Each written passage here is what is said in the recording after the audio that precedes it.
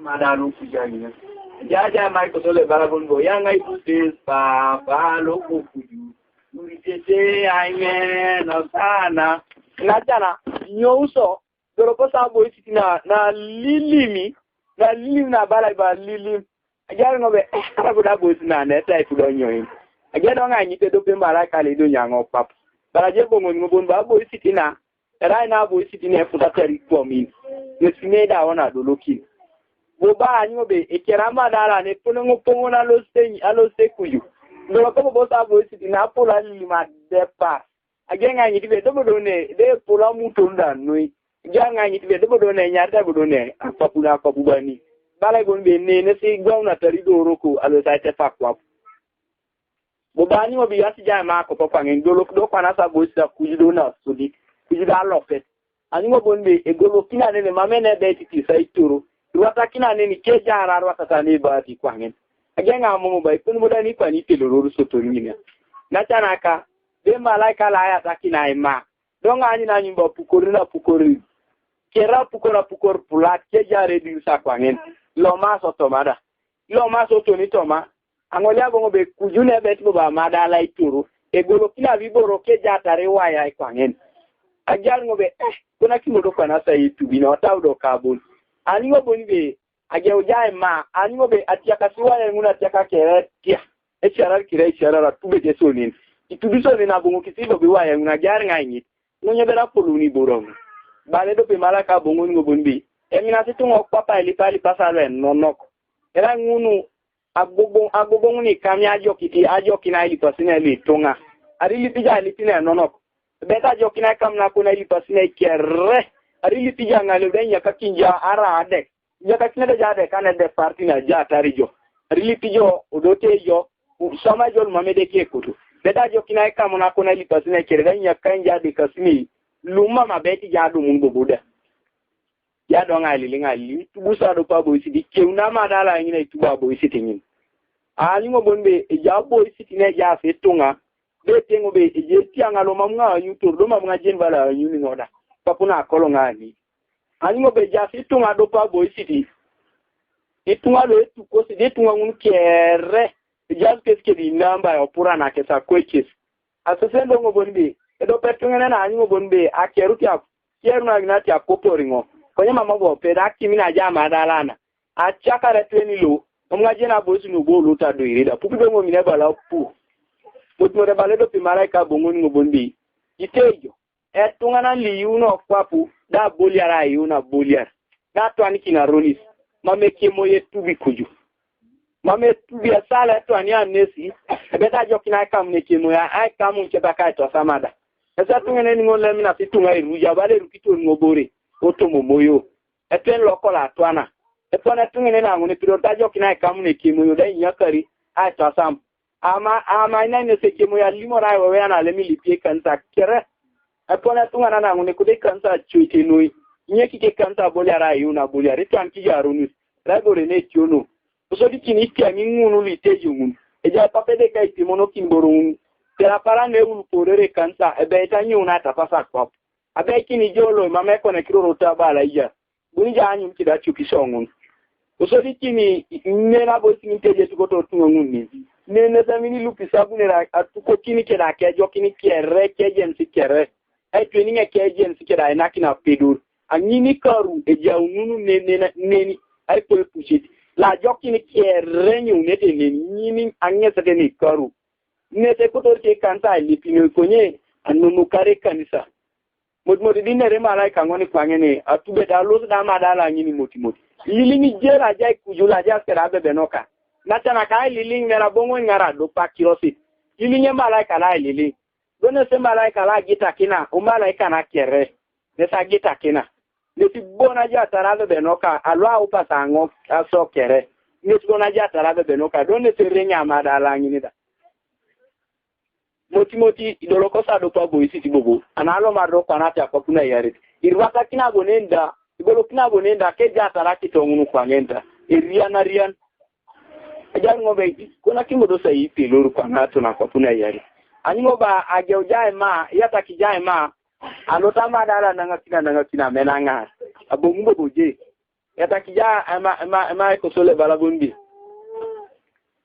eyala ma Yesu ni pe jar ma ko so na bong bera ma dala nyini kwa puchuri da bongo dai na ngani ngo ba pukor ni kira pukori addo pa pukor te bon ani ngo be lo ma so tontoma lo ma sa ni ngo be nyindo bere nga sa kopuna dai da subita dogo ngina kwa pe putosi ke jar na ko na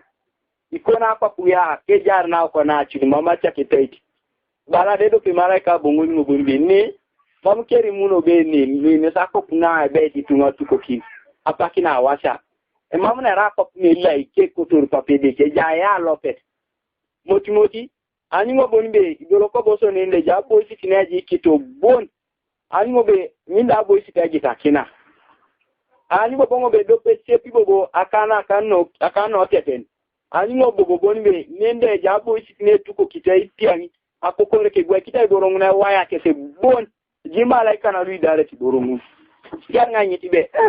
nyebra polo ne jata borongu bale do pe malaika bongo ngo bonbe obu papede ke olemi moyo liboro eja tunga lisi o letitien lu to so maita kukoreki asama muronot eja tunga lwa bongo si ai to so ma be lu akukoreka lo gai tunga borongu ni kete moyo na beta tugo kinja pakina wasia inyarano borongu kere enere lu lemi so ma injo kwesi so dikini kito ngunare ra ekoloji muron lo gata je tren kede kitoi beta kitoi ngoni agwa akonye ne kona parana wasa tugo kinijo betener kierelu soma ile mujo yote lopoli bila radio nesi penali jana ja to soma nesa loga tungeneni ekito ngonne sebeta tugo ni jo epeka situngo papu are kamunu jo kida jinantu ni jinado je peget ebeta pede kale munu borolo ja papu kierre di soma da jo ara arie tungenena re kile ebeta kile ngona nyuna parana wasabuni rilailo ato dikini jo be kona kile ngi yale aje tunesi ngoni apara ni na wase mame pone leo igwari ni bora kierre yongali linga na chana da unga gugu mame to bongo lwa beta bongo kinda da nyobe etuko saki tukipone so borolo puto ni ngoko bale ni monongo bonbe jitu ngiche yo yare teto ni ngoko kwapu angala nikini kelu mame ko kweteda yara je pyanga ngono mamuli so ma kitijo apara na wase jana nyiti eburaja ko to ni bora ni balade do pe mala ke bongo ndalimbo nbi mamu keke ejukutai papa Yesu Kristo atwa reto makopa ni tunga bonu konyani boro kere yonga lilingi balade pe bongo kimo boro kwa bonu be munu bonus mama akuto ka Yesu Kristo la kuntos kera jokit konye boro ngunu kere lu mamu wadi kata elwe mamaroni ja yara mamaroni sebeta tugo kinajo yonga lilingi Tonyombi na chana ngane na nyumbe eata kama dala na lupiponi.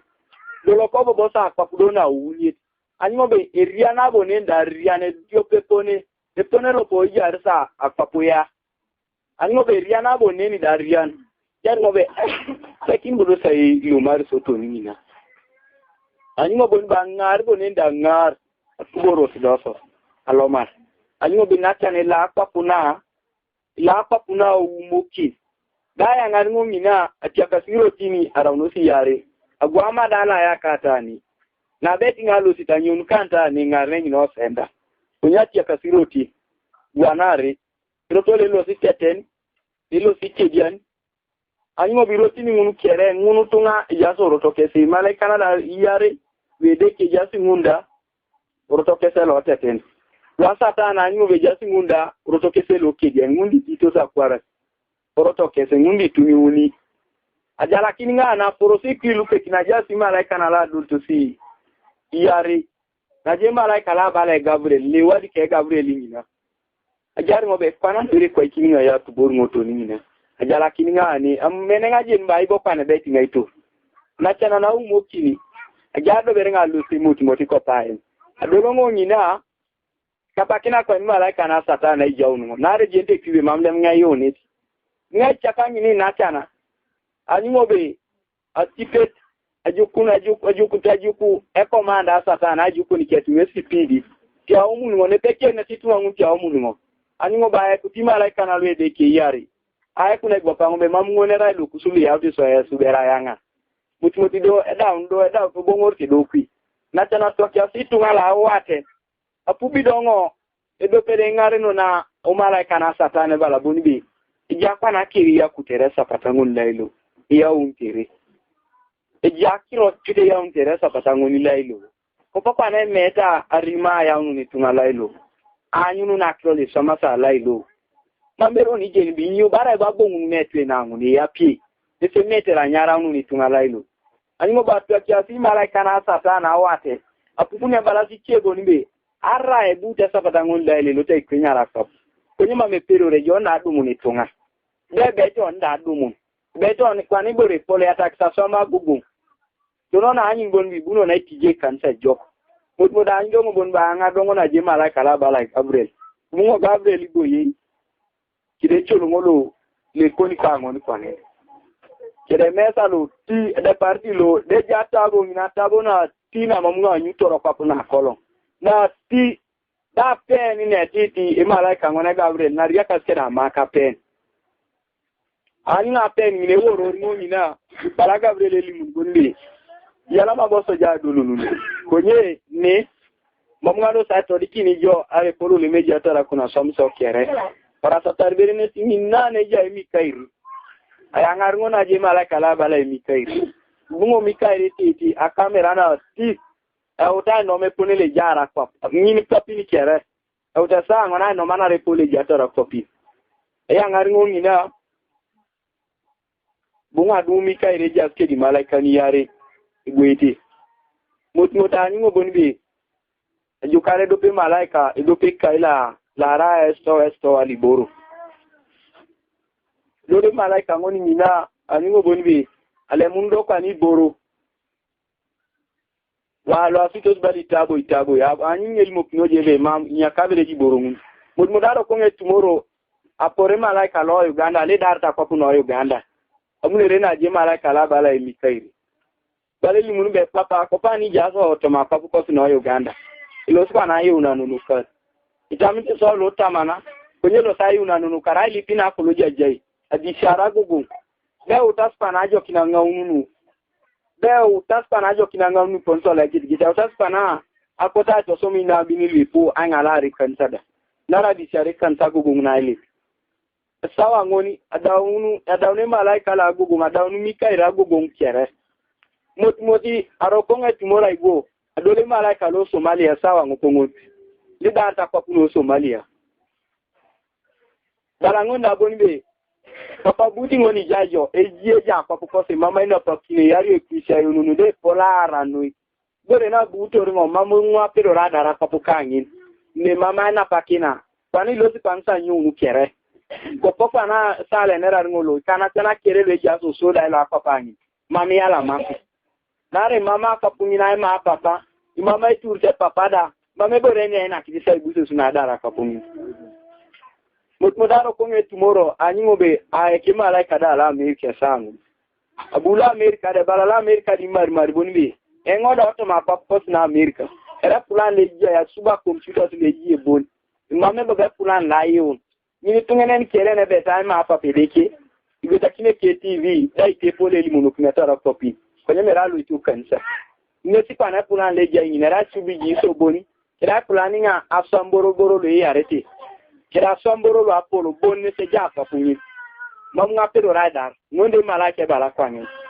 aye kulo Kenya da bala lo Kenya da bonde papi bore na tioni kina ngadara papukano Kenya apolo re music la uta apolo era ramana papi mera ramana edini ikidio ko le ramete music le deke e pakata le ramete la satana mam ngoda pero radar papukani mutimotido jede malaka do kana mi kaira gum ja worore do pe malaika bunde do pe malaika jal mun bon ba ko jalo de to gojje le munun boro ngune jasa box mun kero yawni anyungo ba yawni boro ay bokun kera box ni tiana kwana bi boro mun kera rapana ra box ni mun kera box na uni anyungo ba pukonori janyungo be do ado pa box ne uni kini apukun boro to malo asite box ni zili kaka makara kalwa makara na kwana anyungo ba pukora dio pe na polo na kere anyingo ba le mun bori yara ni bore na su da munyu do kwanga ne si cheja tari ngaro kwangen anyingo ba buko kino box ni yendi di ka na makara ija kine malaika lo Uganda animo ba pukora do pa box animo ba pukuni kokore kani bera sa wate ke sekere kilenga animo ba pukunu igwe kina bokisi ko pakine malaika lo Uganda animo ba pukunu video pibore na lilim do lela kipago gonkere igwe kini nda boxi ko pakine malaika lo Uganda boruni animo ba nyi malaika lo Uganda bum Uganda bali chora no bonbo yangi boruni igwe kiding na kwa panyin boronguna samu to ne be lokino to retonga nese ele mariri arra mami be lokino za be boronguna ya takina samu ngaren se contract motimoto e obune malaika ngon aya ni borongu animo be lo Somalia da animo apukori ale muni do pibore na sita eni riono bala totole de gwa kino bokis etura kine ko pakini malaika lo Somalia animo bongo bale muni bio pena lunguru bale bom je jari mo pili tene si panyen arapakino boki se kopakini malaika lo Somalia animo bongo bale muni bo bidiope bo bibore ena witine so ngare di lunguru do kuse kwamtaita anye kopakini malaika ngona yungonde bala ngoni gwa kidin na kusa kwap alo se gwa kina boy so ngunu li fali kitere papele ke bon bete sanga rigorungu ni che gwa kidin na kwap anima nyungonda woro lo kenyada ay ulen kini ngonda gore ne riono chuchubala totole tarapa kino bokis igwa ikin animo bale mungo video pibore na aina mara ni na pula gogo ngtate igwa kino bokis kupati ni malaika ngoni bala ba igwa ikini ni mara ni kidin na pap so die ni riono bala totole te no so dai anya kopati ni malaika ngoni anyongonda ayeko animo lo America do ne so big go ka go do na pula depa malaika no lukere animo be kopati ni ngondore ne riono chuchubala totole te ekopaki mbore na kuse pom do neni kera lilimor asala goya ngaite animo bale mungo bijopi bore na mara ni na pola gugu na mara na ni animo bale mungo bijopi bore bobo eni bobo lunguru ke jara mu yuka na rapaki no bokisi ekopaki nyono timalaika no mu yari ngobe ala godongo abongo kino do kana ngobi yi abere ngunu je do nga nyite do pe malaika ngonye bela polo ni borom bara je bongo ni ngoboni be borongu na ena kini malaika kusulo ayo Uganda mu bete Pierre mora kusapa po Pierre oso dikini nyini ye ene lela kipine beta kipanya denga da ko pukusa boy so la gilegela dare pali kisitu ngapa pedeki so dikini nyini yena sita munyu ni bunaka kano menena boisa cha ko pukus ipota sanyu na kirong ni cheka ipota somo unu so dikini nyini ene kuse komune predik komuna bunera le dedenge nui ai mora kusa pa bukere beta kirong ne somo unu kara lo ngare ne lo se diboro unu adokena mamukel kere beta jara do ka jara ta som 2009 apuko kinangede cha kirongna ko ngal monje karuda teri wani ne jani ngata le tulo ni no salu e jasi ngare ni beti jani nu jeni yote ni karu jedal mon ngobo so dikini lo Somalia ibore ni yena sete bomu ni bete de keke na papu ni yeto ni yesa bomu mama ina pakino otoma so dikini nyini yena sete totole te ina kolonga cha papu ni mamu tunga dumunu ni nyama totoma so dikini nyini ente yo nyini yena lela yena mara ni na mara na papu bete janga papu ni ngali niti so dikini borongunu ni tejo la ina kino malaika lo Kenya ene riono bala totol ke nyina kolong so dikini yena mara ni na mara na papu nin berena sa papu na ena kitai boroli kidioko e jare mara mot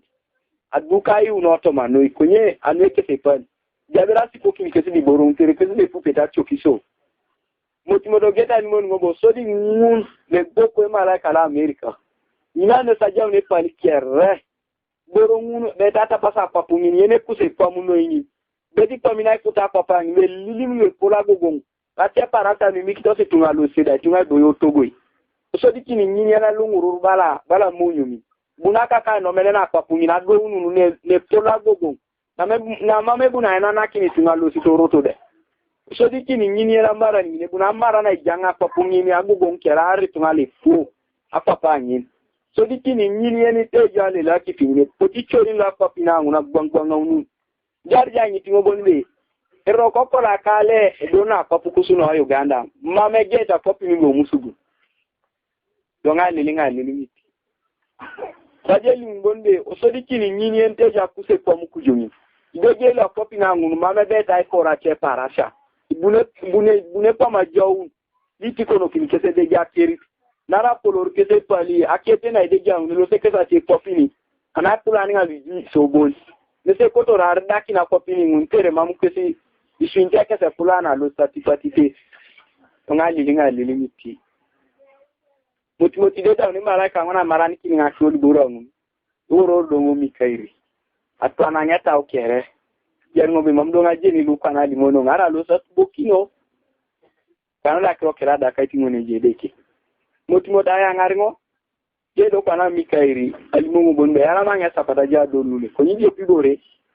Mamujo bule mitoronoki. Epingene lilipa twana rafa poma mitoroniki na ilipa yare kimoyo. Songa lili miti.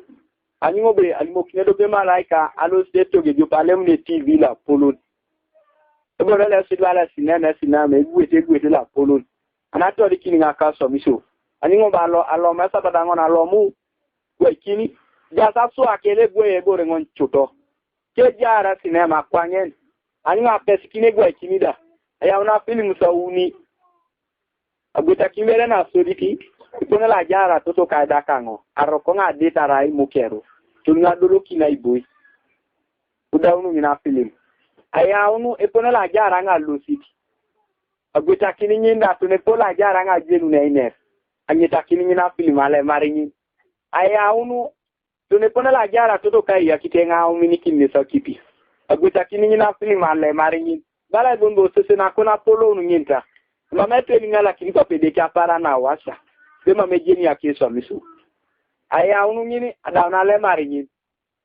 Epone la dolo kinango kidi na polo. Arauna sapat. Agweta kini nyini etodunte ne pone apak para na jara nga luso simera jara ichak. Beke kile semerongo. Etodun yote ale marinyi. Agweta kina etodunu epone la le majari ngokera katomun. Polo le metra rasanya neri. Kuna lo lemi boya sa so mi so lemi kosi mi pali kiera gweta kina nyingo be tengane e pona lo lemi so manga ka kiro terre e pona lemi pali kitor nga ka uria ka terre e pona lo lemi pali kitor ngo dise tungana ni kiere e pona lemi moro nge tunga kiere ngai tani tuna to dikini ngo e pona lo buto to ko le yanga nu ngai pali kini nesi ajira ko yesa kipi lo matan na tana kado na to sakiro la uja omame nga jene bara fidor na anyina trongo kujo de muro kito singoda buto toka bungu toka ya kingo abunga agir ngo bo lengo do ko rute na se nyama dena sa bongo rikai bongo togo bunga kera mu ikini nyama ta una mula kiringa gule mamne se jeni we kuna sa nyam ngai tene ni kera daun anya takin na bunga etoralo sai ngoko kera nya takina daun tuna dolo kina do ketati na jari ngo semero epona le tara sange ner kiere atukot ngai tene lida tuna dolo na do ketati na bunga rauno ratuna lija kede je ajo papero kala upanara kede ngo tineponi lo sasa ko ke mucho geche polo na nyama da ngai tene kera dawo tene kio to libo ne na so kere ngai tekero kuja dawo kiere ulo sapili mungina lo senyeta kini nyini le mara tengi bala de bas kidin do ne le mira uta le ngara na tumuna na do ne sa film na washa ani ngo betura kini nyini da aja la toria ka so miso yote apese na sukiti ngo kera do keda na jainga uta jara jule purutudu anara una sapat tu sada nine do ai sikunti anara una sapat anya to do ne ni kere tu ne pone la uta nga nyong alosite teore ke sa pesa na neni kera todo iyo te no paperi kale nyamaringo atodo ntoni monida iyo te kere bala mishongo boni bakiro ngom ko jaje sama yonga nilinga lilingiti bala mikaire mongo bonba ajai ngoni anato dia sama so le tonga apakina wasi mamji je ni ne mamji je alo te nyina na ja Gabriel ala mamji je ta do ne Gabriel ake so mera yukunu joni do pana kada na nga tori kini yo akona so misane no misa maijo kana beti jabo ngori mina wanya kona kirora gumanjo tabula ija Natana nabunga kuito boni neti arimanu te yakianu neni bon ajo karingo kira rede den kinyite na palu na kirongu neni bon kira amini tunga neni bon onya somsa chengunu kierremo mam mudo kirongu na rebon mam tanga tingo ja continue dekida ara dai kwachi adi samara ja somsa rebona somaki ni deki mam ji kwachi nyo akuji ara dai do makini don ni parani ni losiajo e jema la kali wadi kai konene aponi aya ngaringo dawno ne ogweta kinete do pana e polo le me ne raringo recording atani ne recording ati kani rasine chere be jare de ke ai recording ko ni rasine da ja jule poroto ajar after sa toro balomonu pop jara recording e ke ni rasine esa pata ai jule poroto pop ade malaika jara kapakini lo nyam sinesi a recording anyo akeso msini akiro ngono bo emi kairali mokingo bitemi so ara pesi ataba lo matoro jara marake so mse kai wadikada kai recording ada esa banane ti jule poroto ka jara wadika keso mse okere yote dazo ke di tabo ene lwa so mi sa ra tumonaka araja tumonane jetabo la tumonaka da iwadika wa so mso li so ma joto matumunu araja twenli polo ija chidinchiri na polo eja ngonde tabo bon mutmutane ne tonyo ndo pananga mudo kana mikarbo anga sasa padango ne ja Gabriel lemde do pe malaika yangarimo malaika la napiti la bala dongo bo moto ko Yesu Kristo dolo konye mamara apukundo nge do pe malaika da bali mukmo bondi malaika ngoni nesili nyamiti Yesu Kristo konya kirongu ma milimo kimines mama chama kitasa ene raiwe we ana neta achekire raisa limono kinitungane raisa da alimono kinitungane esawa likuto salimo kinijo konye merene retaja mama chama kitasa ni natana ka kujuni na ratu na bilo jabongo mamji bongo na kirot ara ngaka sama lilinga nyina bondi ranyi na neta suro alimo njoto mabete ranyi na neta suro arewa yaja kiro papuna kolongani owayaja ni kunye nyina twana jebuni janyu mutumodada ona ngaringone jai Gabriel yangaringone jai Gabriel bala Gabriel nyisimo gonbe ada daw janya kuna somisa nyina ngobeba alle mune worore do pe malaika amirita boy awanye ka klorore ge sala tumunaka awanye ka klorore ge sala tumunaka ge yuntus mama kono do munani woro bo je do petabo awanyi baba ka klorore ge sala tumunaka luma me yuntus nena kona do makini baje bonde ba panaka dumunira na wanyaja ko je tabolo ti etabola ija wadikata tunga kereli yuntus utabola ija ni karkere apukoje tabongo na pukuje tabongo o pukuberejo tabo ara wanye ka kloro o grupi tuna la pulo ko mama pono do mai nini apukara wanye grupu ala tumuna kama mama pono do mai nini a moja pukoje tabolo grupa alo ituna la wadikato tabola tona re nino pono do mai na ka kiro kile jani mo ngobonde tete mina sasa ilipo papa tona re konyo mamjiti mufike konero yo ngali lilingi tina cha itonyo ngali ani bonbe angarngo o grupu lo wadi katari malaika na satana yamarngo malaika liari lungo biboe di malaika na satana just pida kede kese tabolo tikere kese mesa kagu kida tabona ti regesta la pulona de parke la maka pena rengan balako ani baya ngarngo nyina adundo nge malaika satana la pulona kere boyeje tarajeli mun bonbe mera ya uta jona anyu ne poleli jari sani asobo awan usutungali baraki ya subi yunto sofa po bo wanya nita da ya ngaringo nata na nganyi na dumulbi ngare no kolu etengo bi do teso immo tungalu le me tungale etengo bonbe ti bere nguna tama dumunyo aja kantu ne deke obbe bonga dumbonbe aja subo ngundo tabola tana reki abongo dongo taw ka bonbe komdoro ra para natanaba tidobere ngoda do yu parke di telu tolu natana kabunga dumbe ipuo ni uniti lijo tabola panare adepar do oni dobere di ngare nti sata na iwadika adepar tungalu mami yuntos mama jo kite podo kite tungal mami yuntos awtana ja Kenya njabdi aribo lari ja yuni natika mamu satane poli tuwal mami konto sai de kapiri mame de ke wadi ka ke so mi za utanga Kenya njabe konya joli basauna wadi ka oluko de kapiri ti mam dobo e mala ke do pali mo bonbe apara na washa buni so atama itimi tuwal mami yunto sai de pelu we yo tuda jina be do ba bongori enye kiki na be donga linga limiti na tana dai uke tabu ngango yara dumun bonbe bishop sulu ipu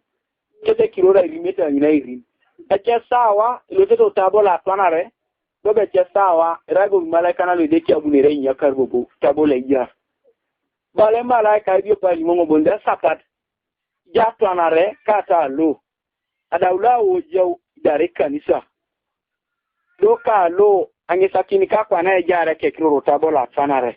sawa lo do twan kingoni pana ni mama kujine beti wana dumu nara idiak ala le mirimo tikan sana le lumati lukunya kwa takan mama kujine beti allo marara idiak nara bekina sawa ngombe ajainesi dishamakro la rokok luma mpape deke tojokiti natano anina oki kirola irimete kwanta moti eda una pukono kini kirora imunu bingale no kamu njedo kanedo pema malaika satana limun bonbi yongolu dio sawa kerelu da kutonga tupusi kitelu akanga sa lu ibiro kede moto kado twana ajeni ngo bonbe basa da ngona raunu loka mame bo bepona le kuya ngoni nachana kariyu nitijo mambo nya kona yunu taita ipedor janyu na doteu mame ngare no nitei mame nitei konya jokiti kede malaika le deki au pasi kwanta ai wadika kona somiso ija apana to dikiringa nyine pole jata malaika na le deki nyam to setungenen igwejo kwana kagwe yango kwana ija ile deki opuraka ija iteten ija ikejan malaika ni uni nyam to sijo dare polo jakwana doketa to kansi wongon elo mununi otoma dokena le tunga keja terisi kali pole jata ja dokena mo malaika na un la satana da ejaikata na nina tuoto ya asasane be iwalara ko nyeta kinyo kelelo ejoka ka arago kelelo aroko aringeta kinyo kelelo aroko ko do ikalamu alo siti nisoma kini jowe de kira lo ajoka ko do ile de kira kiri kalamu alo siti nyine para na lo na kolong beti pape je malaika li wadi ka kona somiso ajuka na to makui ayangana anyini paran mambo ya keda yuna rija yoto ma yuni nakika moti daya ngaringo mina bale malaika satani ya tana limongo bonibe esapat besa tinge kanisa the music ngon mamera tunis di dansa terna agents bebe tar arem ne music miriam ta papu kere jale mjo papu ania senda itupi jema me music ruotoma yonga lilingi bale limongo bonde di tochara sonoi kanisa mamuso ipoto apara ne jata ke sa lipinin nesina de torare muni programs la gela usodikini arama kan mera meta te punu wedeki presidobo pesimuni ko to sa de pare arama ka kosi moti aya ngare tengo ay to dikindo kwanango etungalan be jokela ra kimat lopona saa ngono lemne ke kirore wadi ko tabola tanare ara lemne tungane le jatti de ka soma krulo umo kino kwap lo appedo rikere anyinyi malaika ni unyele muno lu le menyam to sinesi yakaro aparani diakara jodo na keje de kapilure beti malaika na nyu mame sala kini da kwani kona ko to jara mam beta nyu do jeni kini je kona tawda ba piro na le majata ringe kona yi de kona tena ngun mambi yata kinali paine tenu ngaleunda autanga ni monja bait don ngunu pesa bunga anyu kida pubi malaika na e malaika ni ara ni mono kiningo dala boni be e poni tunga ngun jona tena same joko konye do kiringiri ngomye taine rono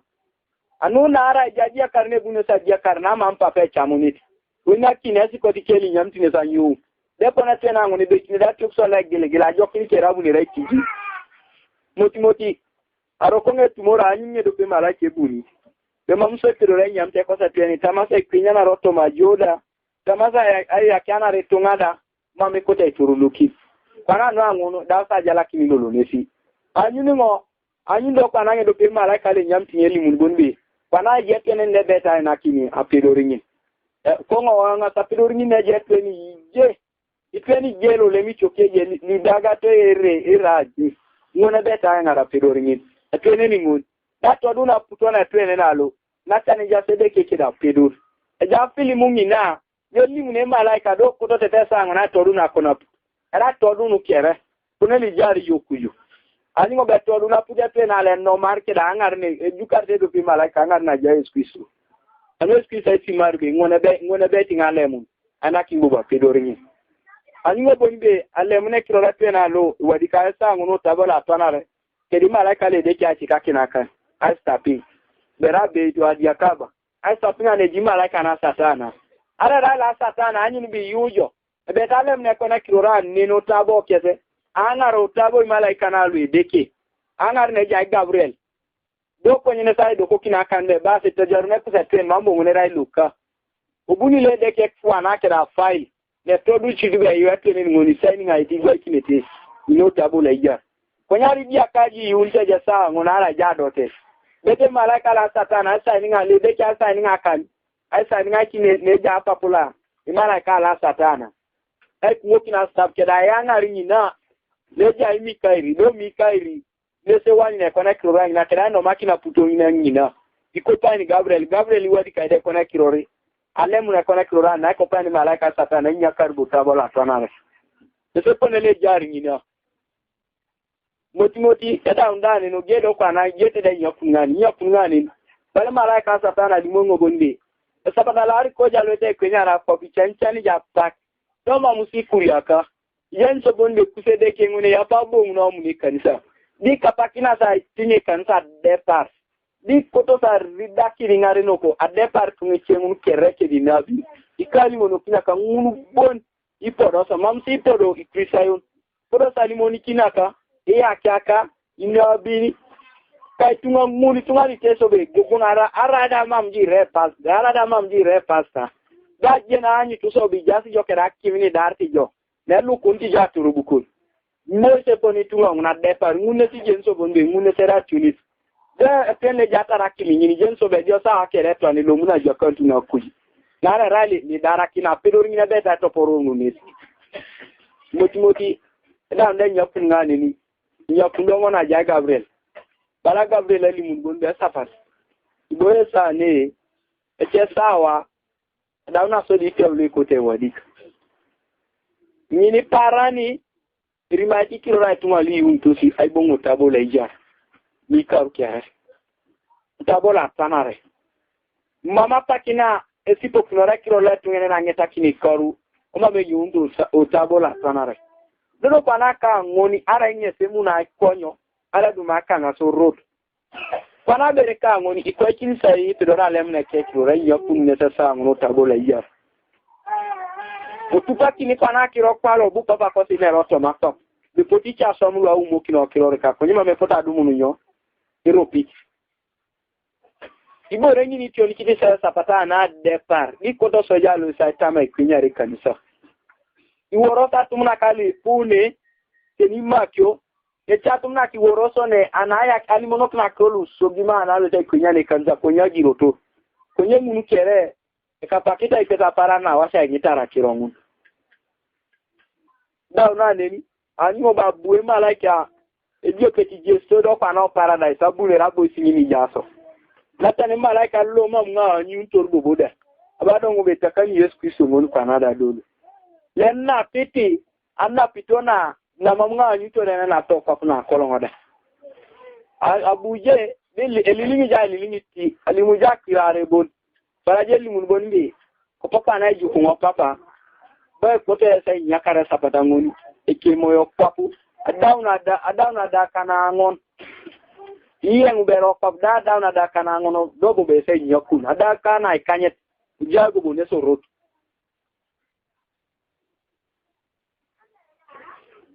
kwani nachana los berenga yengu na bongundo nganyeta kinido apone nya karingo enya kunungo boboto ni papi nya kunungo lemne de malaki jupa tipete da na nya kunungo to ni papa ile mne malaika ngona na nya kunungo anyo be boy kimbo bonga madala nyi penyin je sunu mo bosa tuba boy sol ko nani mari ngo mambo bo ngira na mar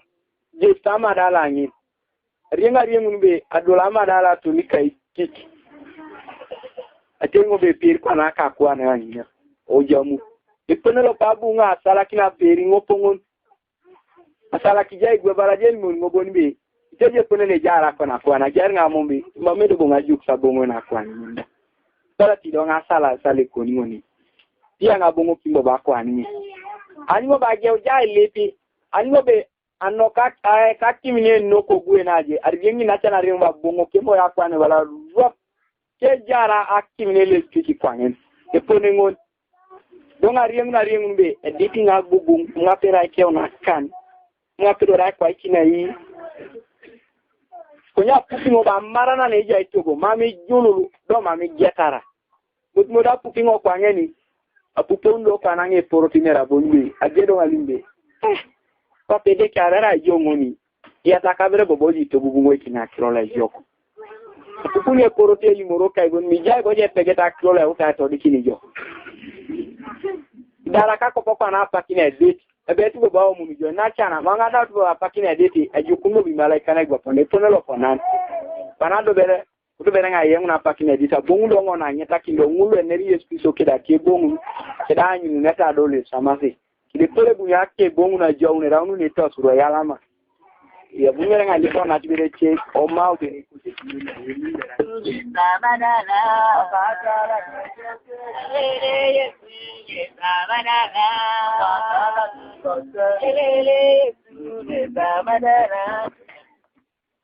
ini o matema bonbi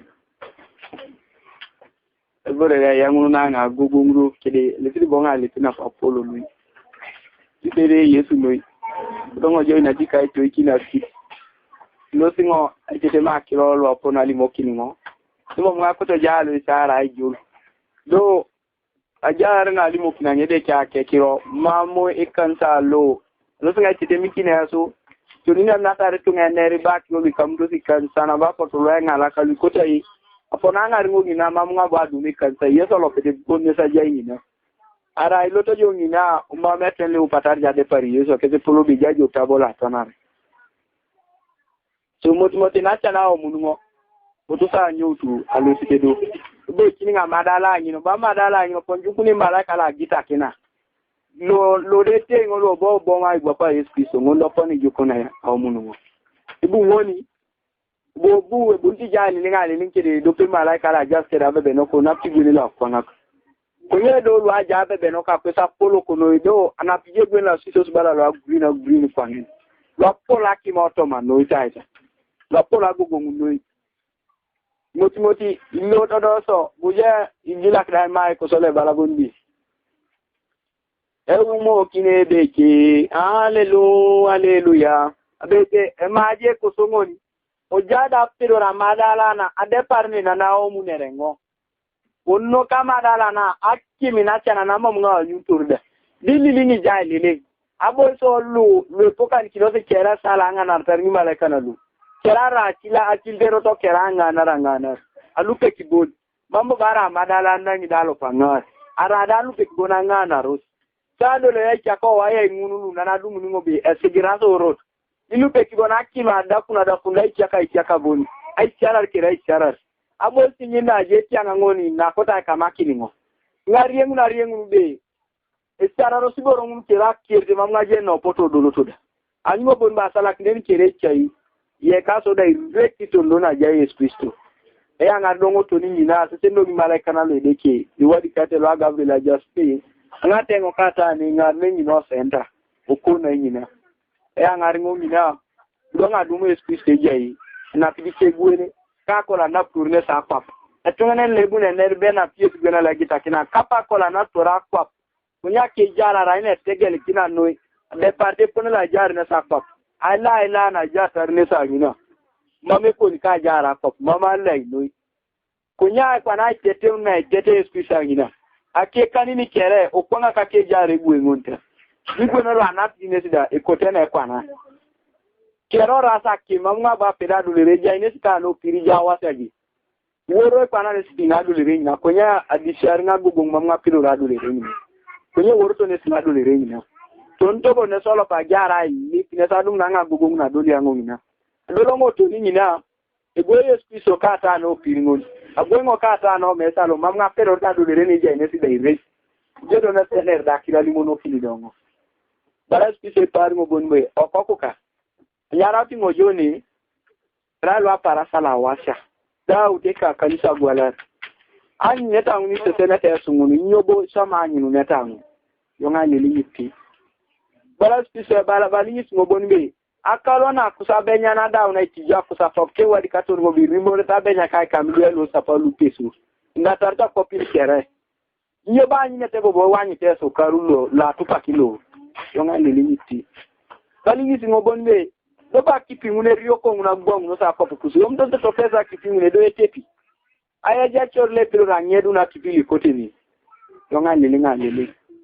bale limo ngobonbe neti ngunu kere to ma para sala wasi sama san neta lo umuki bebe tabola Daniel mamu wadi kata ngom Daniel wadi kata kirongu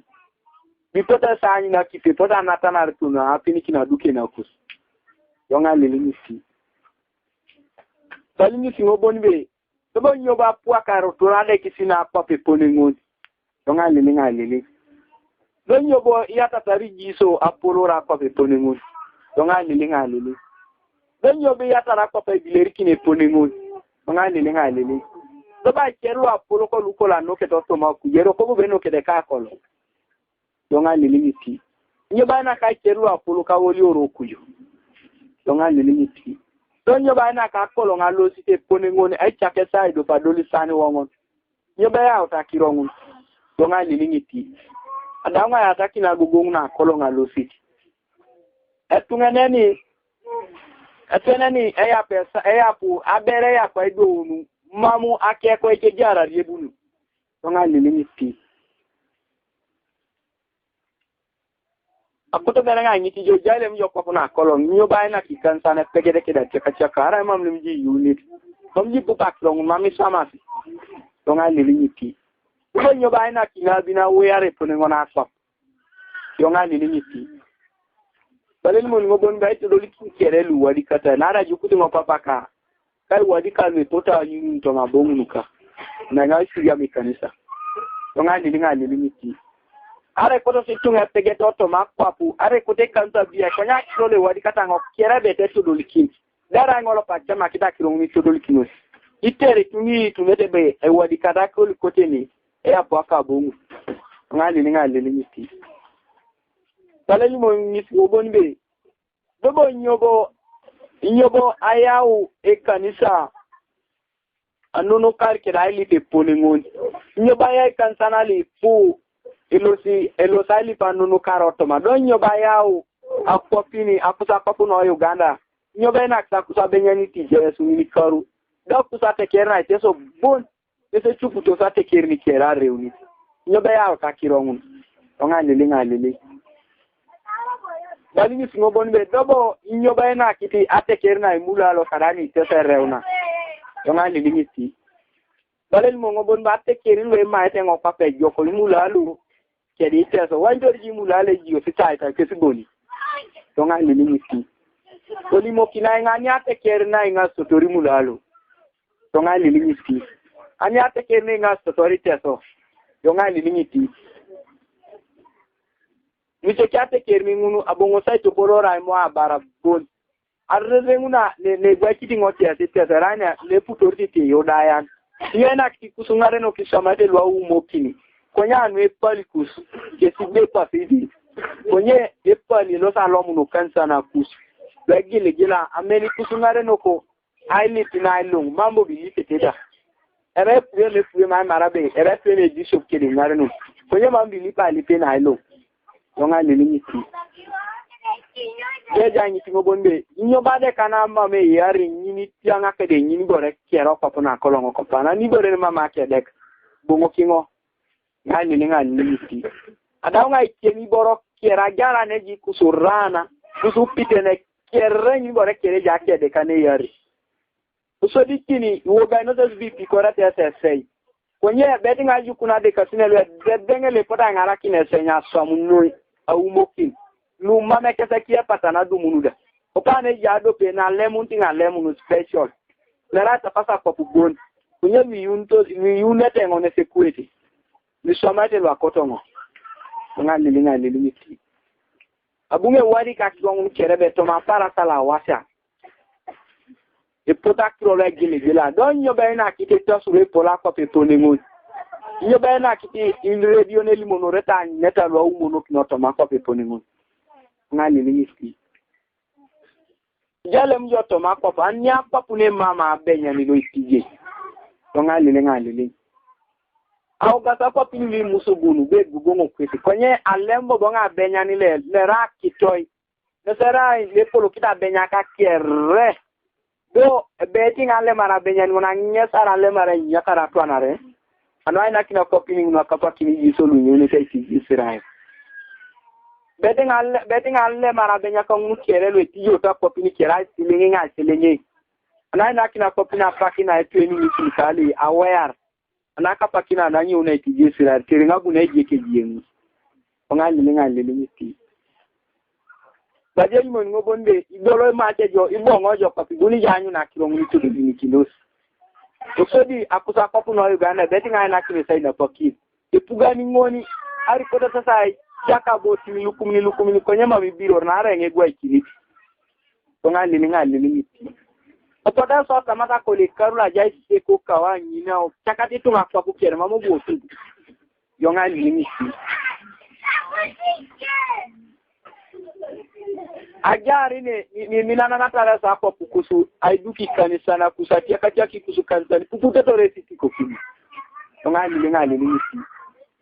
Ije kuse puga loko le awoga kwa pukusu bim no mitoni papa kaka. Papa angari la tingo jone jaini. Ngali miti. Moti da unalimo kini ngokwaeni. Bana do kana hospitali mono gonibe. Akusa kwa puno Uganda betting ai nakine sai na poki. De betting ai nakina kopi ni kerali lingun bere jia jonya rotoma. Ana nakina bara jaw. Del boroli de ngoro ke rada otetu dol kini jinso nyo jopi borani de na sa papa golar ke la bara. Keda ya takina cho bon. Neni bon. Do ne da bong nango mamnge beta bong no ni kasa mama cho e poloro ke la bara. Kida du kena.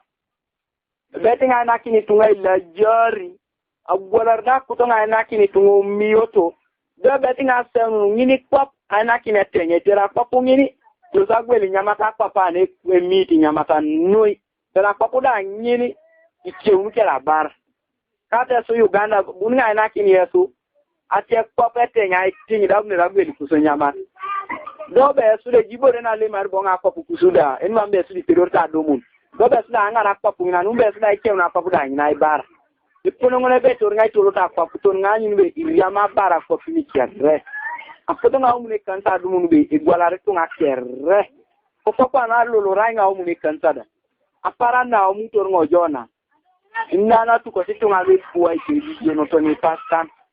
Unu kero rainga umune kansa. Kere mami wile tajokantu na papaka. Yongali miti. Da panaja limbunbe kutoka ni angar panajo aboisiti na neje kusepuga so da angar jo neje ka bara nije la barten lokolo yi pupi je bara ba je te la barta pap ne pejare de ke aya ni tunga aina ni tunga ipuwa kara jawu ke da chowa roko ngode guno kutoka angar jo neje to ni mu na tana angar tengo to na nya boisiti na ragiana na tana ka aya ngaringo nacha na ka kimini na arido liti jo doket ara mulondo ara bugondo epone ngone jara kimi ay koni ni rane ske jara chore ikone na rakola se kolas ara ibo yarte ni ja yono je upangi na do kidini ne buyo kisa to diki ngone beti yuna kallo si di pani rane de part ne buatari misiria rai gille kulakim ne jasim amuru lakim ke jatari ukono lakima no kanya dalele dai birunu eje sunu no pap ne na sabeta angar twali yun to si do bola tarai yun aboli are de arai boli arona yuno winya na kiti Yesu apakina washa bo spiritually mo kingo bon ba parana washa luwa winya na kinera ngongu kere eitor na ne ja jole yoni osoda boli ara ka kiro ni na ilo sijo akoto nga chamuna winya na kino shoot ajo kita kwena rengo konya parana washa ngoda kwena reyo donga ni da ya ngari ngongi ni na tana na jetin lo la bara de bare eje ana kere roto le korioro ke jare gudo ari ngailo sare to ni bugondo roto ngole lo sito bugondo le parto daraja ngoni ba roto ngon ikone roto jene ni kwanyen to de jene je malaika la polo ni la joki le bala ilukuseri nyene se boya je objeti toma ngone se bonere do pe malaika satana kere ngon ngare ni kita jokina papu kere bara spiso be ngonne tera ili ngare ni kita jokina papu kera ni apara na wasi ngonne se jateri be so kere ngonne se ya unu joni akete polo bonde ngona beta to dum ne beta ngari jo kidinya ne je ne sibe ni zamara le makuna so miso isoma ni kinja jokin natanaka isinyiri wetu eni lo dem na tidi gwene kere lo arenga ka buke jatara akot do mamete le o janui uri anate no de je kidin di sinyiri apara sa rekini ka kanike nyini malaka la satana kere mamji dum ni le mami tita akwara ka ne mejairi nyini malaka la satana kere mamji dum ni lo mam tita akwara do nyine ni pomne na to ski gwena la renga ka bon nyini malaka la satana kere gwena la renga ari dumu jana ta kopira akopira na chole kwa ngene rangi ndana rengan le dumu jagita kine na pigwena la gita kine ra lu rio koko do ngonda akena kitoko poko ngino ra na rio cheba dumu yo boye konye ko di temu emo sinike ara kepor le dumu na boye amina ngaite ara na pitone na to za tumu na kanyi bwele limunu nguni nya tumu na ko choitos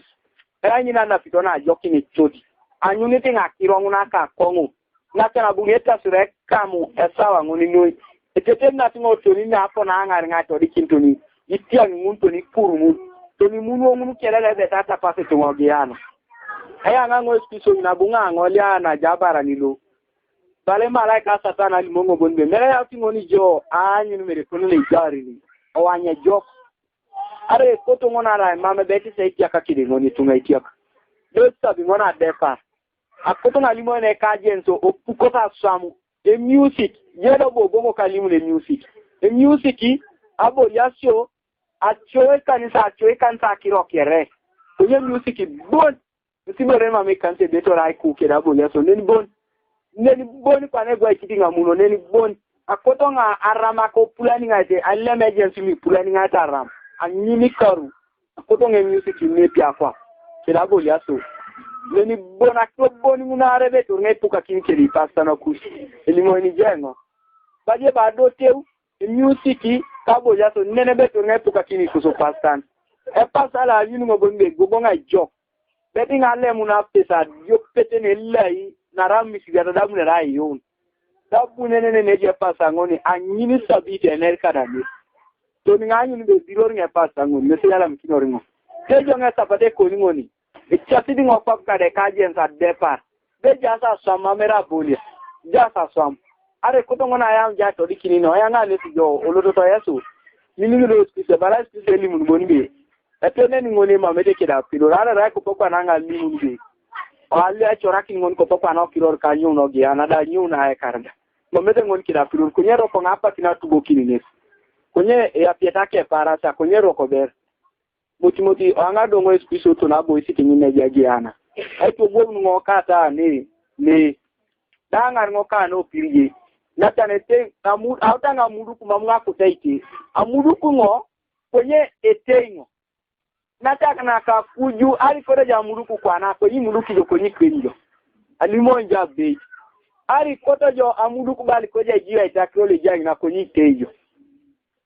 arimi na ja muduki teja puko kini epono ngon sali ajite to tole jara kimi kere imame nyi na pa kina ja do jinga kiro ni koto ja anya beti ja anyu ari koto ja muduku konyi muduki jo tide bali tejo iteje pono ngopongon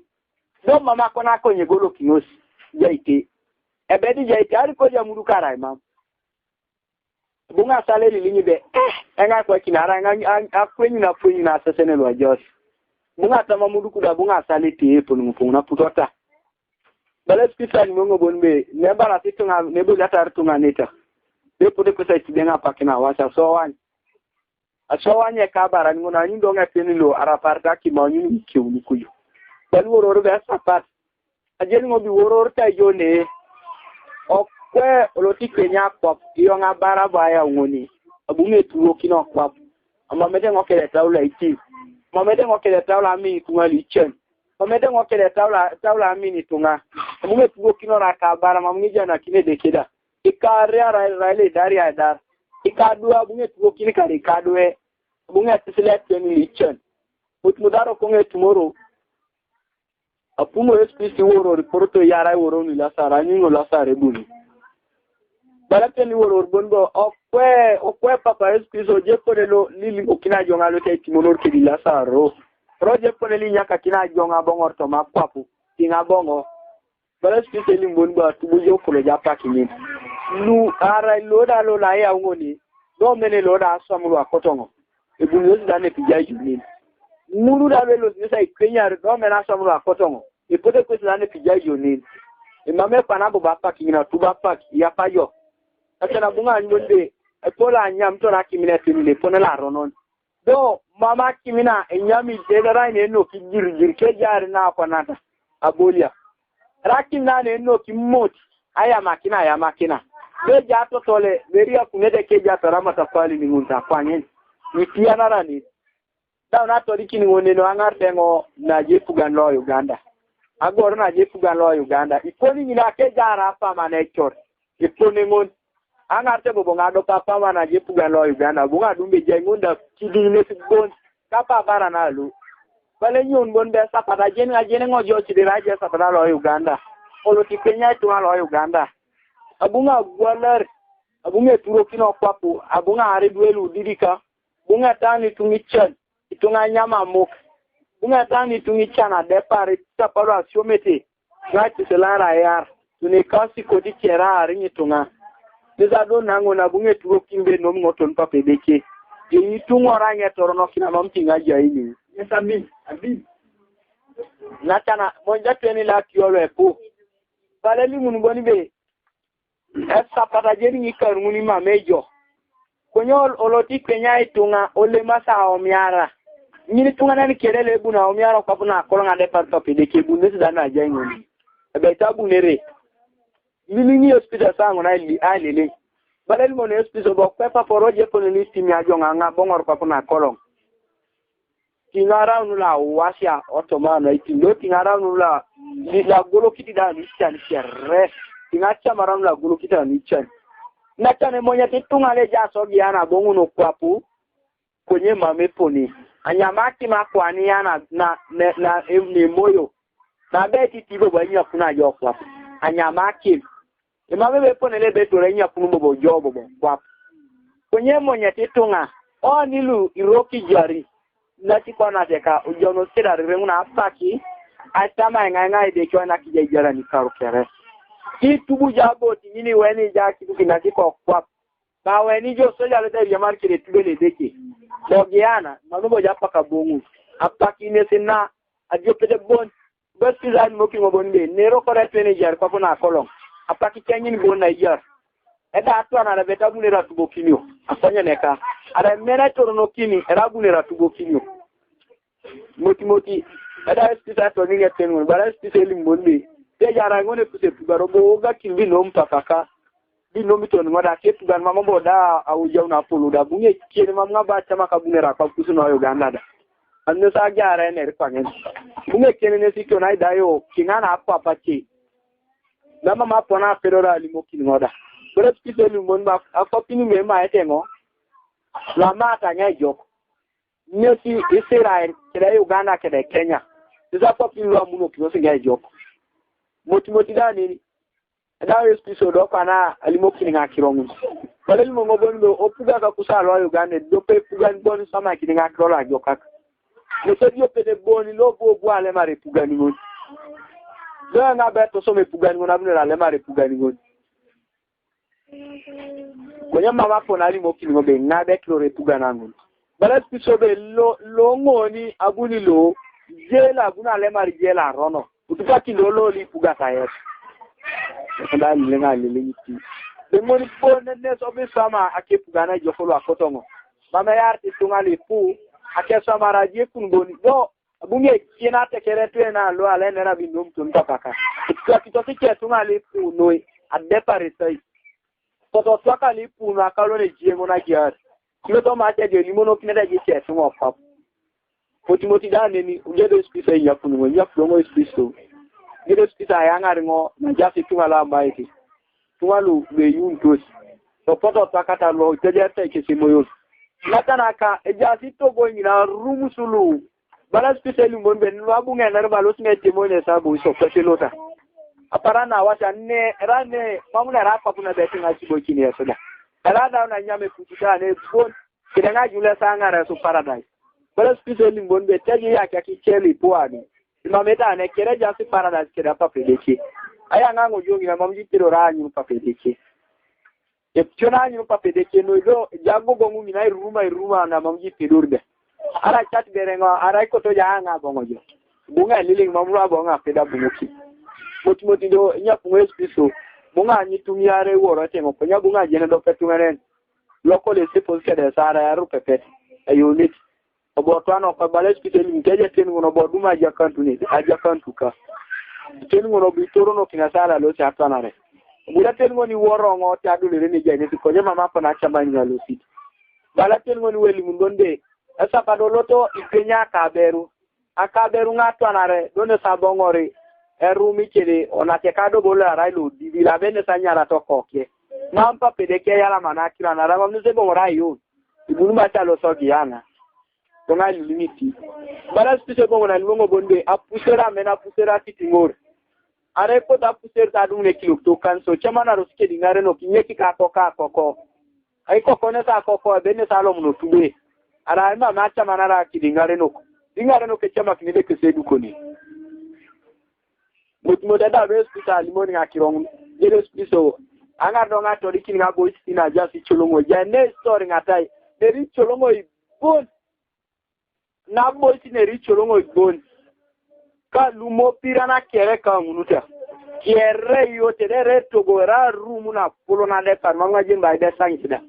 presque bunu elimun bon be raile to gole beta tikirni kiram ne remorski bugeta angar nga bosna ja chumana akibo dina polon na balas piso bon bara mira menelo amina patana ne noi tetecha kuno kwa tete yukuno ne sabongu kwa anya kuna ke kabakanto kwa anya kimo banya kuna aya na ke polon ku mutmoda ya ngar ngo na chana donga ni radio lo era makina ne lukumini lo apopi ne pupete mere Uganda boni saleru do ralo ngai za ngina boni do pe malaika bu bonele mutai apolo kidiga menimu bala spesiali mbe mira menelu ruo sa ne mo kanya para na wa sebeti aruo do ni kwa kuna kolonga itu munulu mame ulu porite tota itu tonele ruma fu mira menelu moti do da spesa angar ngato dikini mira menimu ugeta angar ngona jitu ngalo foto takatora sarama akungal monjo bonde itana pita ngunu ana pitone kolono ngunu opoti piko sidora sarama karama akioto ne deki arena jarama ona te kama mbole ara samina beti jalo sai timori ina balas piso bonde ngini tungana ni kerela jata rai na kinede na rama ilo sai timora para na wasa ngina ana isa laki katunga arira hiyo ara limingare nunu kanisa asala tana para ni nyata na pango jabu kapara na washa ana pitokiere apara na washa ne tata chanye sero kudikena tana peso kere ana pitabo ko kere arigumu jaji akantu mambera ko panga ana sana tana pa jabo ko konya para na washa ese soma taraki ngunu kere osodi joli rai nabi ona tekarija larja na kinede ni nabi ne bede de kanyi tugo itana japa kinyini losi ja nyisho deje tubela na kineta anyi ina kida jala kunetunga kida na kineta ngini usodi bara ina kaja na kinetengini mama ina kaja to somo kansa logo na reje kansa lite jo be nono kayo e kote spiso ja ngar ngini kansa kere pona ngar ngwa ngo spiso bare lingonde kusutunga okwa po balas ku sutunga ya chai kanisa akodo nga ngari yo itode kinai ngo e kanisa le ya ta tungene ni kuju to di kinya tungana le ya kanisa ni amunga ba peda to do na tungene balas ku se ni bonde nyini kanisa na kere le jas kapuna kolongo li uni ngo jas de jara ni taru kere aneno ges ku sa marani ni kisela babu ngo situnga chai kanisa etene li chare kanisa beti ngatu bukina fakina washa ale gogo ngako na yunu bia ido gege chai kanisa abunu ngatu boy ni jo etungene ni lo mera ke samu ai chara ilu cheke na tani lipete beti ngatu bukini jo achoto samina ngai pupi na tana ichatunga na sachaka ngaje pa apote na bini lwenga mamete lu mamedia kana kwenye ajala kiti yeso tuboki apona ada ndo kana ni nalimo kinga pona limo ngoboni bi jadule mes kabuna kolongo yo kete se do ke boy to ngali limiti iyo ba ina ki ibo ya we aro kabuna kolongo tunu ngone jasi kama majine jasi kokotan yesu sa ma mari boya kerele jasi kabuna kolongo dale limbon bi kantana le busakiti kwa iki tinin dera para na wa ke ngolo kabuna le mununu wa kotongo anyimiri onget atuko kin ke sara na kwa deteka wada nga sekun kele papa ka le yutungo sabuni ga umuno kanisa na ngunu mamnya beta umuni kanisa moti do jarja ni tingo bonde e jasi semera akwapu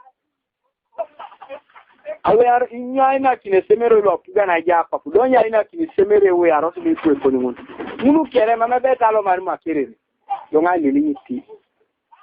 mutmuta ne na daun da ne ali mara na kine ngakiro ngete da ya ngari ngo e to nyonu ngo angari ngo na jasi malaika ni mikairi surgo bo anyara ni chi malaikan daras ki selim bonbi malaikan alu ite jolu geta to ngore na kwanga kya site bala ke jara bore na kwana bale li mun bonbe malaika li ite jolo gabriel aparana washa malaikan mun beta go so da lo akwap akuta kina ro pepe bon beta ruma parani na washa bunere lebu na na kin tumita suru be bongo jo pa beta kiona jara itudia na ro pap roka kabongu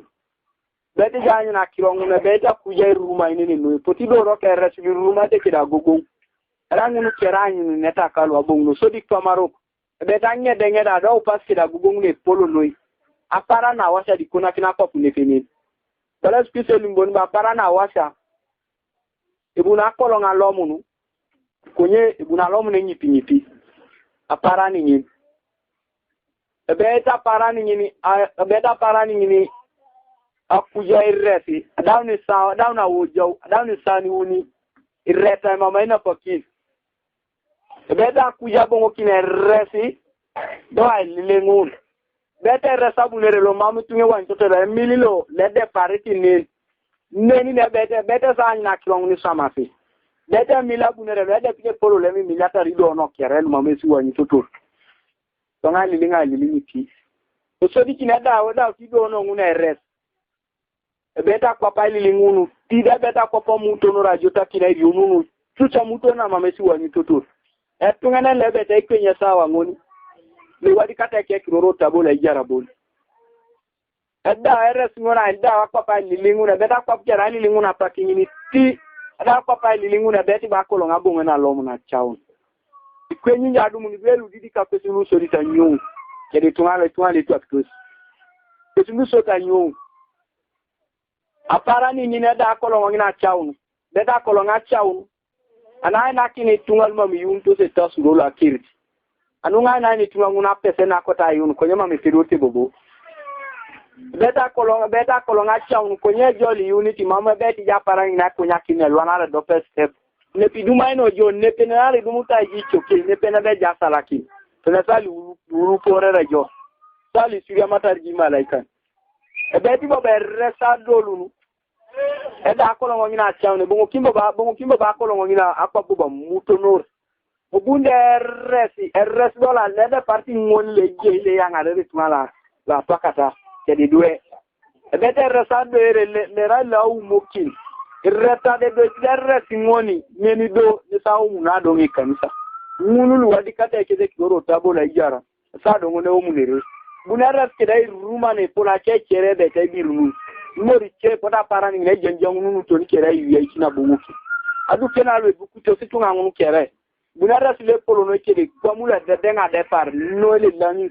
ukora du kena un kire ta tarar kere mamoji wani ne jadi obati njimo dar bona jadi ya simiti kere yote raparani na parana wasa ni bora kere mamoji buna anyu kini changli piso sa su yote kere beta mujar kere eda una aulu pore kanisa beta ta sal tumal mami untus kata beta sala kina kop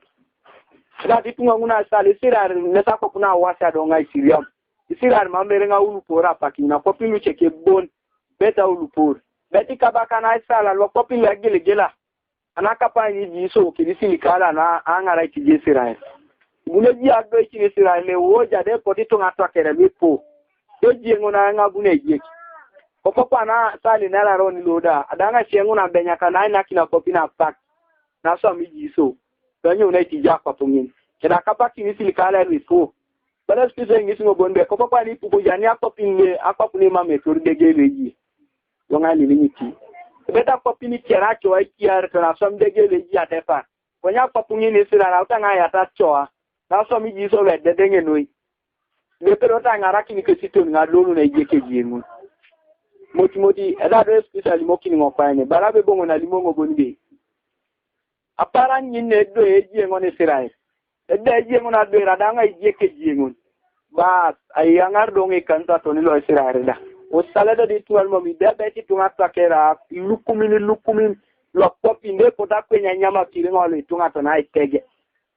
ya kiringo le tunga le rasi silikale to na itege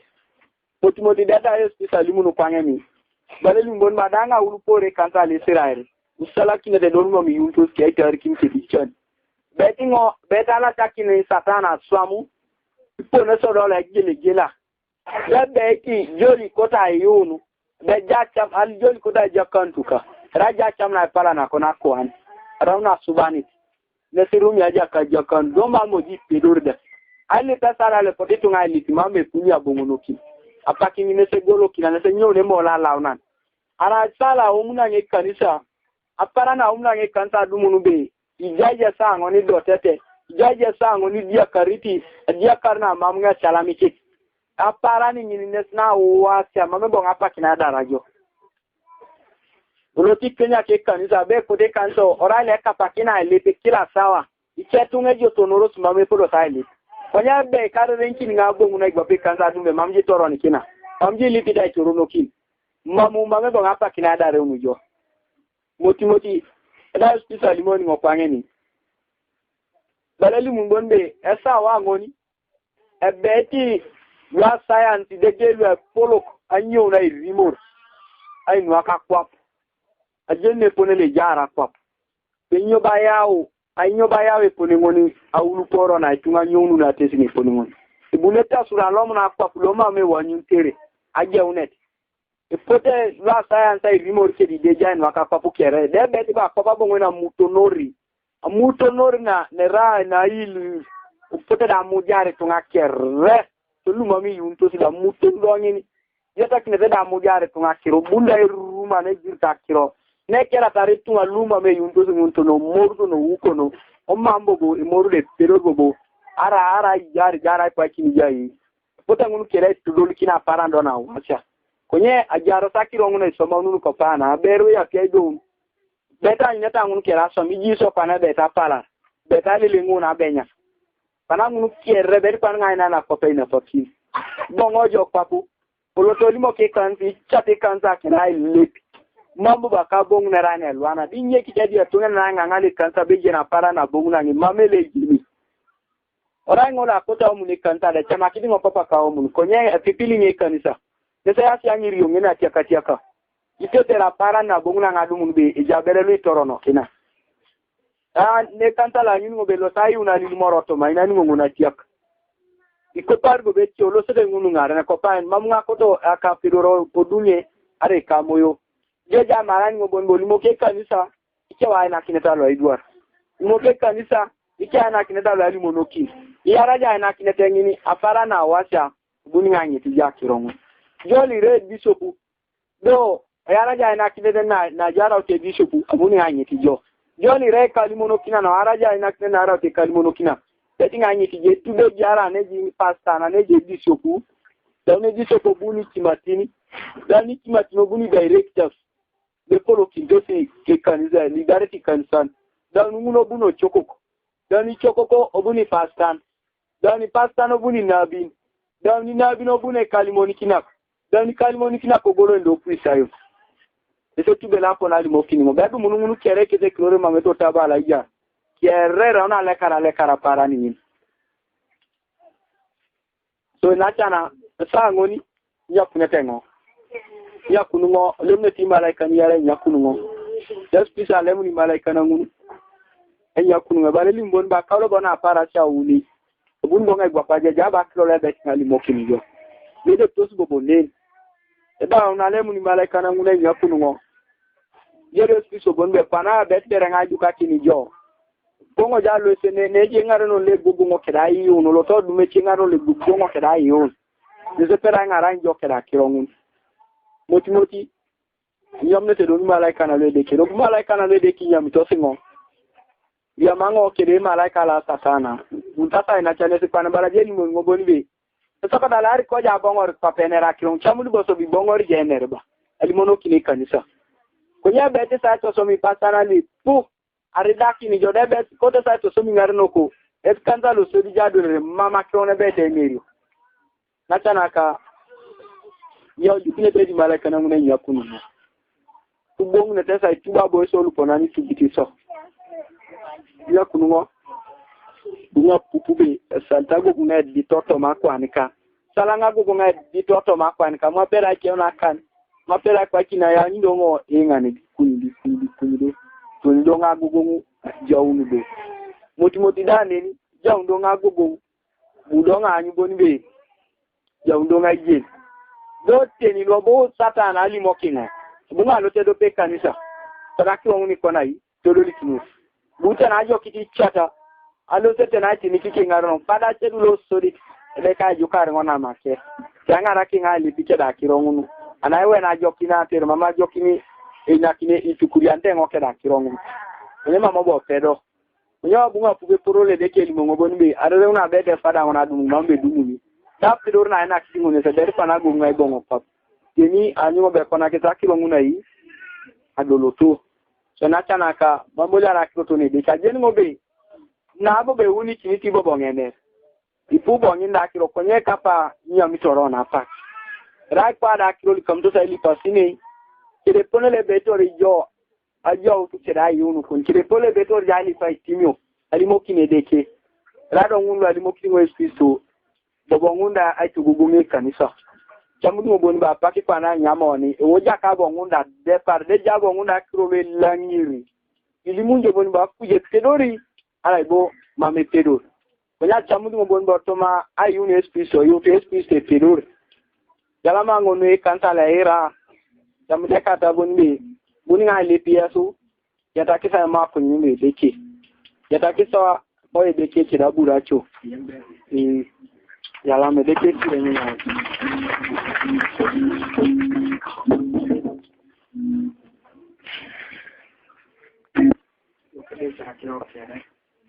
Samudum bunyi yalo kana nga kire ma turalu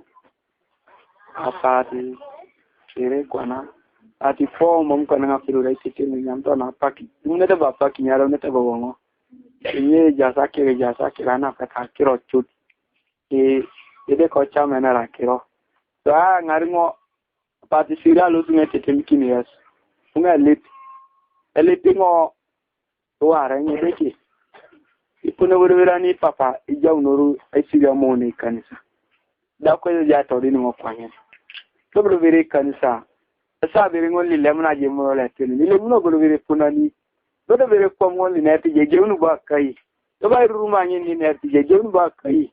nara poti ya ka de ni tata jo bujo pedai kiti mun vera di ato ko e kiti kina vere jo nga warwara di liti bere ngomba mam jaja je no bi neri ko je boja kiro konye loko ngami kina be ai bore jewnu re ko mun so moti wara ju toringo yari ngapi sani kanyare lo awar pangen na kwino kanyare nga wanya sawa dumbe kanyare san kanyare lo awar kidiro na lili muna ko do fani anyingo be kama sinajo sana beri kingu kera kunyo na tana polongeta suro da jokini akutosi na depart ara jali piko fakwana raja puko kiniteji tuwale na tusbine lu yoko bulu ilu kutosi jakuta dolo kini jajo na tana polongeta suro ara ngone na nebo chini ngwaranga lilingani na dawo ni sawa na le ujok na tana nesuma medeke chamdora nyoku ni mole tungene ni fapo mina na ili borede ke joko boro raite jaroboro konye jeta suro jabo ngunu bokwa na kolonge reta suro la umuki bonga jano kiri ta suro la ya ngaki ni ne petai 2009 ala palo ongone tali muturnye de katori na krolo anga kidini la pe wongono mamngene ra taita anga kidini la pe wongona parani konye ngini chidu mamngene ra ibujo limone bongon ngoja kroto ni ngisidi jongo konye nga tan be chener mam amngene ra done boyango ni mamnga kuta putungboro to meru ware re biara nyo akaw misha jasbere nyina du pango kireta suro la polo no doba jokinga kusaiti kuriana nengo so abongo kinga lipede ke kwa nyeni ware nga jutur west piso takan bunga pupa ruma na polo no ngama mga pupu turda kare jara moto ke kiri tertara kwa peponi ngo ruma na polo no bunga limbe jado ngo be katonga apupudo iriama lobo ngo keda chunsu bobona to moyo de nerar ngo kwa ya ngo be mam kutunga titingor danga pakia yuna kutola kwisi jaska dengo kera yesu so ngana uta turi kinye ponemon ara tasu la polo noi bunga anyo bo atano takana do raine dulu no da ki palelo tomato nata ni lele bu bera lu yokoko shot ka lo echora ro kuma gedo ngalo se go se pinata nani ro kuma boyi anyo be dula kinata ni ne sekara na tingena na lo moto ma Yesu Kristo na chana kabura na umokile ne polo no ngasa ngonto moyo ro kuma goyani anyo be anyo ukwa na chorlo pilo mamunga try ai mare pole jarda anyo be anyini bosi de jasa moko kai gwen kina ni lens animo bataka na tunele goyo kuja kipi la kwa na Yesu Kristo goyo kuja kipi konyengo agongo kuja moko kai baje limboni ba parana wasa teja moko kangu itungale kutike de kura janu tabula jara sale jara resmoni ipota igo ke jata ramoko kangu nuta ipuno ngone jata to ngoto mayo onga sale ni timo arami na dia itene ne bapu ngede ke chor konya seni mbore ni koni ni bara going otoma iru jajo kwangen na sana right ni mola launani kede tungene ni ne sera benot ni keto ni kujune aigwa kitona ite Yesu Kristo motumodo gede Yesu Kristo limongo bonbi arikoto je pegete arikoto ja anyu nula bita konga to dinjo to mo yetonele jari kwa mngozi na sana bunga anyimon bario jake kana nyuba woli osakipane ni asala bonene plate on dike jari ni asala kinye ni jasbo le pen lokira pironi tiai tonga asala kinye lilinyi te enere no mamu Yesu kisara ten ni posa ener taita ara iru jata jo ara iru jasi na itejo be jakiro ni to na to manwa ni perra misiki mina Yesu kisara nera kiro kunyora kiro le ulia ka angono bona sango na nera baleli mun bonbe yeponele be to tunga jara para na washa bedego okuyuna moko kangu kai go ya jo kwangenta yepone ngon tenele salto ma yuni konin jonje jene be ngon ne se jare kize polo bonbe torda tionzu ne polo no kunye jawne mo le ngara kanisi atuba tionzu ni achor ngone go chindi kapa jade retoma nyomari jo asa tungene libi roto ma yunu berkine taje kina tionzu ni bi roto ma yunu ukani kinto maroni moti eriori jake kan pana bakoto ngojanu janyi kwa manyu na tana kaba woli osakifani ni anyo basala ne wondi kagwe yangani baje basongo yaki de donga ngolya na tane jukule kwamu lo mamunga anyu turda anyo be agya kwa na kujikera marana kwa na kujikera anyo lailo kilala anyo ba kakimi turdi lailo kemira redo a milia na ibimoki kwa na anyo lailo de pungu aputumo bagya rume kusepamu ajeda dato dikini ngobala abunga anyi baibuli la jai tuko kadumba nyowe baibuli atamanga mo saduku na ngata tanga dumba nyowe baibuli tubido nge porte por la sango ndo jakato li na kirongo mambo ngaba ni spise jainenda eke porto do bona pupi nyinera bapa sosa se ne bible apara na wase potito ngai mo iponi ngunta onye mambe piro ta do mu poni ngone bunye bible jawu mambo be piro ta do mu nara jawu sule ko do ba siuma kini ichatu ngal mami yuntus ko nyama be piro ra do mu e poni ngoni kona kina para na wasa tamanga gwetu na kibiriti ta no ko kinida ngoba mutu no rata moto ka kibiriti ni ngara kango mama kibiriti bo chama no kun atama do peteni edo pesabala ligo eke de ngaro ko nemla ke somisho ajeta makuru tugo ni no tama lo ba mudu mba nyama bo twana mo bo pera ko nayi atwana resawa mun to ni na riengu na nesa riengu bondi o muna moda ni bongo ba ngarbo bonga chego chi agwa cha tenen lo mama yoni ango be amuto no rakwa bu ateni lo mami te ngo konyenye te ngo ni apubinye porti na raba so sesen aparani ni ne omunu no etunye poningon e kilo kilikera bera la mabere toroni kina mama bere jinna sale ya ngare kilo kiti ara mama kilo kiti toroni kina mama jinna sale ya ngara beru e pedo kitunga ngune goya ne pani ko nyele maro jo akonyeli kwenya jo unoto makwan ile maro sale jo kera akonyelo moyo bon mamji pero riba ite sango le jara mutonu mamji pero ite na gonga sajo ara ikibo editunga ngunu kero rasulu le mi dara kina yunto singo kera be ite wosi ite onoro de ja cha kidin kete kereonyare ja en mamu tulul kida ke yuna konyeneka mami jo pa pese pedo rai ke dio pe dio to bone pedo rai ke dio pe ni yoni tingo bon apara na wase pone ngona nga na la nyitunga adumu ngojari rie jalo kuporo ngojo jala kineta che ngorani lumam toroni kina ulosi jo uyamye te nguna rie ngata makosa iteni mame pedo ta anyi njo do mame pedo ta itebe pone le jara pa kuda konye joli unit ja unje moyo litete sikejo keso moyo ikwenye jora pulati chuti kwenyo kikwenyoni kwana aprenga ikwenya ite suko pana paran konye sumampiro ta kunai aitengo ipone ngona pona limo inerenge ipone beto na parana wasejo bare piso bon bare raito ni parana apara pole tojo karanga ara ranga umni kanza paran ayanga nari ngituma mam jibine pola ngara ngupa kunani munja sali tene na pakita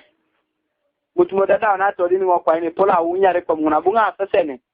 bali togolo aduki to se tunga be rialo aduki to se tungola ete merbo nganyun deje nguni nyolo aja singanyun borun kirube kwa makudu tunai charchara kere kere yo takito kwa lulu makakina kera welwele kera down kere yo tikite kwa mabilibili rai puta kito tunai charchara lo kere mamji je ni turde awolora dawno neni ilmo petengo bi mere da janyu purmuda pupuni e porto ne la bonde bas ni da janyu mun pesengon akwenyu ni makwenyu mo abongo kini bonga ai lepi bonga pupumbo nge porto nera bidara ko bona unye te verbo janyu na chele te gele kina jotoringo dorbo en marbo bonga para te dorbo na unye apuko ina te bongo ayo na wororingo ta lo se kuja mamelo be malaika le nyambi tingara dongolo pe bono pone wororingo yero nga nyuna pori kera ka bebe noka nyunga lo sigi wa lo ta dumu bonbe jukune de do pe malaika igwa pa ngoto mapa kunyare malaika la mamu to ra bebe noka kwan akitina sa musalaba bondo na tigene la kwanka ke jata riso sarado sin kwa nyama metines kala bebe noka jasi malaika ni taxi amli ni malaika na kerebe jasa bebe noka bamli muni pangeni e biskana jibuni janyi na tika tunar kwa je pekete ne ranga ni buni janyi dote baki rujane ne joda jasi malaika na lo ja bebe noka jali ko ta bebe lui kotei le mami ti mamera kere jami to so maita pirur bona porator pil ko nya bebe no ko mami malaika le ja bebe noka e chichini ngunu malaika na lo seta te rangu malaika na lo apolo ko to makuli le de kaya kunu ni jajo ora chichinu ja anyu kesi moti jaido ngotana lo mardoti to makuja muni mo bonbe jasi malaika na satana le malaika satana dio petele dar ngoto morot akota dara ngoto suroki ngai tijingo bo suroki ngoda suroki ngo akoto no sika tamati akeru na jai ngoti ereme ngokeda kwara mamo bo pedo anyini ngo baketi malaika na le de kikan malaika ne obakede nga jasi da pido na adi tagugo mama pido rai pikorije etamane sijera kuto jamena kunya anyi ndo bonbo pulima la kana potikan neni kera no kunu kera lianun kera rauna kin anyi ngo bonbe malaika satana la bongo kau adauna gogo masa e kapa na da mambo bijia inene sa munida janga sala kina goingo pale mara kedo pali mokin ngobe teja sapat a bere ijolo nyarata nyaranu ni ngoni dara kinitajo kinoroto duno konya penali unity do pana do tan karonis abet bara jo kinai darun bode kimu ya jari punani ngani yetu di malaika nang ne nyamar do ngaya ngar bo ngoti na ja spisa du mo spisa jai pala spisa li mo bondi anya kana na nakira poto kata ni kiti joro to pujo wanya tong ni kotai jango kida jore etenen le to ana kwa kukere do are koto satana dia mame pero ri jangale mne kimoyo etori kidi no jai tubu satani ko prono mariari mosa ara jara situ kwa keda yo ibuna maria lo mu ne prono tajo ta maria mo joke de ke ara ibo larja kona yo kanare twana jatta na rena bu ni kimbara inga dumuna kuyi ara imam to limbo barai arai wanjo bonibe buchana le mujo no do wanjo bonibe lo si jatanare mi topola li pa kinyo bonye ki ba ke koni do ara ke koni repole jatar kon boro to som de boro bonata li pa kinyo ibo ngoja ke kon boro ngun mamji wila jakanu jajo ke ditaw yare jajo kita mara kirong pongun ai tuna wasani jajo bede ke ko da na kin ngona jakanu to do bere yake tawi ke ibore ni motan ita kitu kani na hospital limbon bareta na teno no leme keta yopete bon ai tengo sala ngata kina tona ra kele ngale mu ni sapali gwa petidaonyara menene ba menu ne los mesi mutumote da hospital ni ageta da ngar ngona tana itemio pona ngar nga boy city na gwa to si malaika na satana kere road block ke jatari ara mi na rona ke police ne jo road ko di malaika no bongo si kawu da jala kini ngobona lo setu ba boy city ni bakati kibe ara kini chuki jasu jo keda ko